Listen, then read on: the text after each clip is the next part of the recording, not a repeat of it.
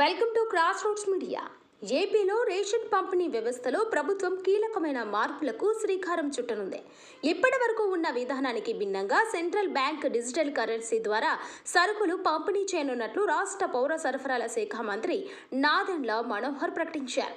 ఢిల్లీ పర్యటనలో భాగంగా కేంద్ర ఆహార ప్రజా పంపిణీ శాఖ మంత్రి ప్రహ్లాద్ జోషితో భేటీ అయిన అనంతరం ఆయన ఈ వివరాలు వెల్లడించారు. గుజరాత్లోని 4 జిల్లాల్లో ప్రయోగాత్మకంగా అమలవుతున్న ఈ విధానాన్ని త్వరలోనే రాష్ట్రంలోని విజయవాడ, విశాఖపట్నంలలో కూడా ప్రారంభించనున్నట్లు తెలిపారు. ఈ సిబిడిసి విధానం ద్వారా రేషన్ కార్డు ఉన్న ప్రతి కుటుంబానికి ఒక డిజిటల్ వ్యాలెట్ ఉంటుంది. కేంద్ర ప్రభుత్వం అందించే సబ్సిడీ డబ్బును డిజిటల్ రూపాయి రూపంలో నేరుగా లబ్ధిదారుల వ్యాలెట్కు జమ చేస్తుంది. లబ్ధిదారులు ఆ డిజిటల్ డబ్బుతో రేషన్ దుకాణాలలో తమకు కావలసిన సరుకులు కొనుగోలు చేసుకోవచ్చు. ఈ విధానంలో బయోమెట్రిక్ అవసరం కూడా ఉండదు. దీనివల్ల ప్రభుత్వ సబ్సిడీ ఎంత వస్తుందో, లబ్ధిదారులకు తమ మార్జిన్ ఎంత వస్తుందో డీలర్లకు స్పష్టత ఉంటుందని మంత్రి వివరించారు.